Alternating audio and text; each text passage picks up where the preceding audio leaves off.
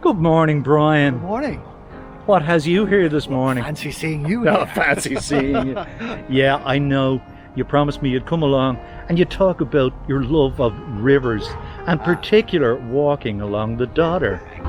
Okay, now Brian, I know you walk this river every single day.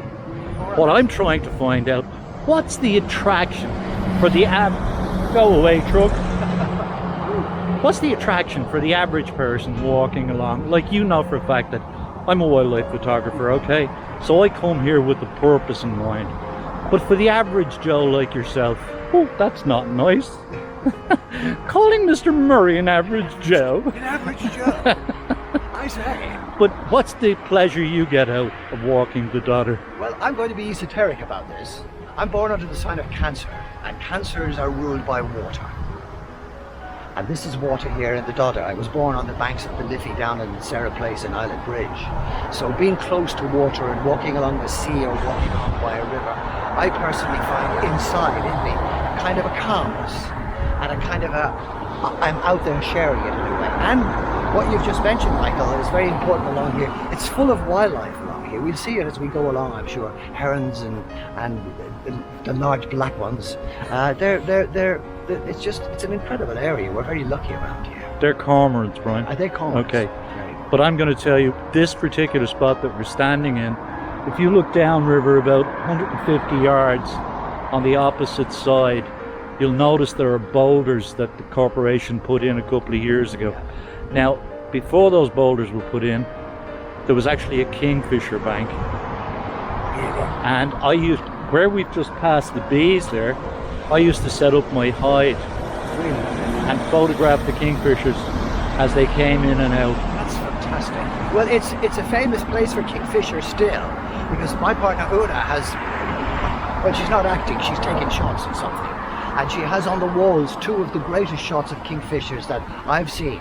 And that is the fish going into the water and then the fish back on the branch with the fish in his mouth. Maybe I should have brought Una with me and not you. Exactly, yeah.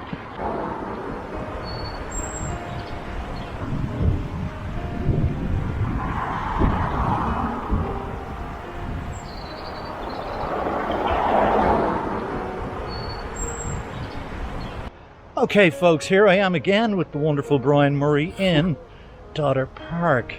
Now as kids, we played here regularly. Not Brian and I now, me and my mates, okay. Brian grew up down at Island Bridge and he's going to tell me a little bit about that later. But first I want to find out how he likes living in this part of the world. Well, it isn't a million miles away from living on Island Bridge, because there's a river right there. We lived on the banks of the Liffey down in Sarah Place. And as I may have mentioned before, as a man born under the sign of Cancer, water always seems to have its little magic spell on me. And I quite like practically every day that we live here and have lived here, I go for a walk down by the Dodder. And you'll always see a new side to it every single time. You see something, you go, oh, I never really noticed that. And the wildlife around it, from kingfishers to birds to bees to doggies going along, it's a remarkable place, and we're very lucky to have it so close.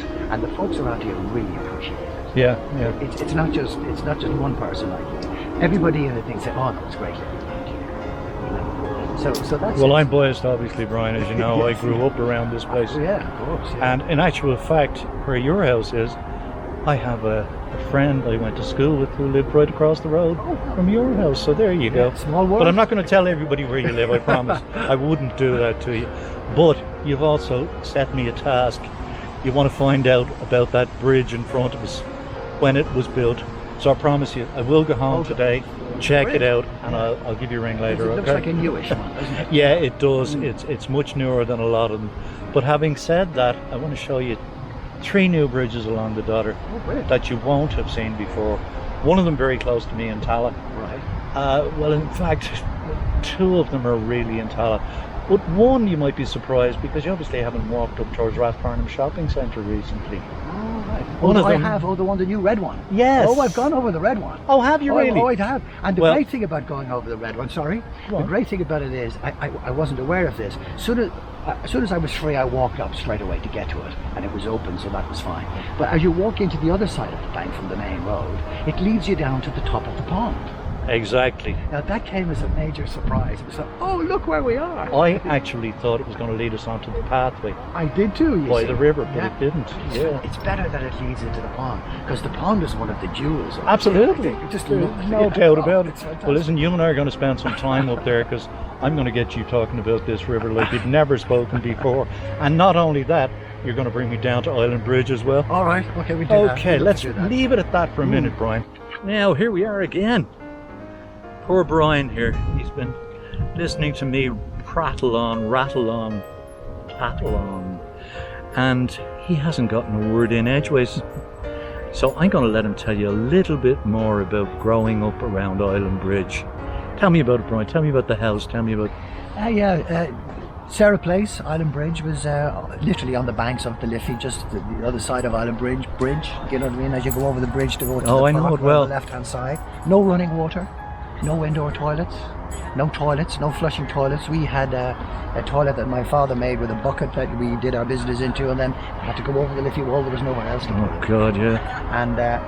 And it was a great place. It was a great place to live as a child, because the alley, as we called it, had all the whitewashed cottages which we were living in. There was people living on the bottom of a house and on the top of the house. We were lucky enough to have the bottom of it with the back garden stretched out to the Liffey wall. And then in the front then, there was all the backs of the houses that were along as you were walking on the main road opposite the Phoenix Park. So you were across the road from the park. We could get into the park in 5 minutes and walk around the Corkscrew Road, as we used to call it, the road that goes like that. I know along, the one you're talking about. Chaplin. So that was your playground? That was a playground. But the playground was really down the field, which was the field at the back of the houses, which had the Liffey going through it. You were told by your mother and father not to go into the field. In case you course you fell in went the into river. the field. Oh, naturally enough. But it was a place to watch stood there and watched people fishing with casting the rod out, and watch it all, and kind of salmon coming up or mackerel coming up or whatever. It was I loved it really there. I just loved it. It was terrific. But I didn't know that how poor it was, and my mother was oblivious to actually letting us know any of it, which is not at all. Everything will be fine. Great. And then we moved then to Brickett's Park, which was the How many in family? three boys. Oh, okay. Brian, Porter, and Steve. So Where do you fit in? I'm the eldest. Yeah, I'm the Okay, eldest boy. yeah. And my mother and myself being the eldest boy like that, as she used to say, she used to come into the confession box with me. Which is true, when I was 6 and 7, I went to the oblate. You come into I the love it. confession box. Yeah. It's a good line, isn't it? She used to come into the confession box with me. 'Cause The my Oblates, father- where was that? The Oblates was in Inchicore. Oh, the Inchicore Oblates. Inchicore, Oh, yeah. okay, yeah. That's where I went. That's where I went. That's where I was in the choir. That's where I learned to sing harmony. That's where I had a great time. I loved school. I adored school. Does this mean that was after you moved from Island Bridge, or at the time you were living? We lived in Island Bridge. And you were in and Inchicore? gone to Inchicore. And the headmaster of the Oblates schools was a man called Mr. Doyle, Eddie Doyle, and he had a car ZJ8534. And he lived over on the Cabra Road, and he heard one day that I was getting on and off the 51 bus coming from Inchicore going down, and he said, but I pass by your door every day. Excuse me. So eventually he said, I'll give you a lift, and he gave me a lift after that every single day. Wow. The headmaster, and Nice one. and I used You to really get- were I spoiled, got weren't you? ribbing from the so Mr. Doyle Pilo, as we used to call him, Pilo. So Pilo gives you a lift every day to see how I'm bleeding hell. Oh, yeah, the pet. Yeah. Teachers, yeah. Yes, it was all that, yeah.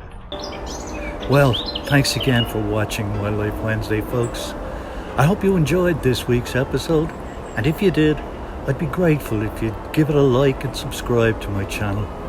And when you do, don't forget to ring the bell so you're notified every time I upload new content.